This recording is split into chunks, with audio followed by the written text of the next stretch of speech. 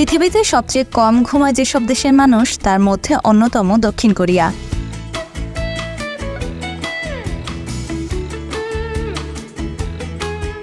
দেশটির কাজপাগল মানুষদের বিশ্রাম নেওয়ার অভ্যাস খুব একটা নেই, তাই দেশটিতে হয়ে গেল ব্যতিক্রমী এক আয়োজন, স্বল্প ঘুমের প্রতিযোগিতা বা পাওয়ার ন্যাপ কন্টেস্ট।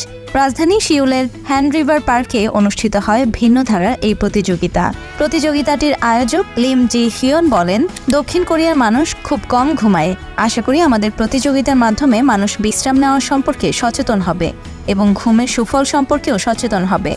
ঘুমের গুরুত্ব সম্পর্কে ধারণা দেওয়াই আমাদের লক্ষ্য।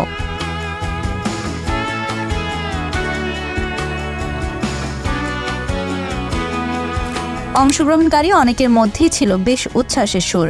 একজন বলেন, সাধারণত আমরা সপ্তাহ জুড়েই কাজ করি, প্রতিযোগিতাটি দারুণ, ঘুমাতে পারবো শুনে এতে অংশ নিতে এসেছি। আরেকজন বলেন, আমাদের দেশ প্রতিযোগিতামূলক সমাজ ব্যবস্থার জন্য পরিচিত, এখানে ঘুমের গুরুত্বকে অবমূল্যায়ন করা হয়। এ ধরনের প্রতিযোগিতা যদি মানুষকে সচেতন করতে পারে তবে দারুণ একটি ব্যাপার হবে।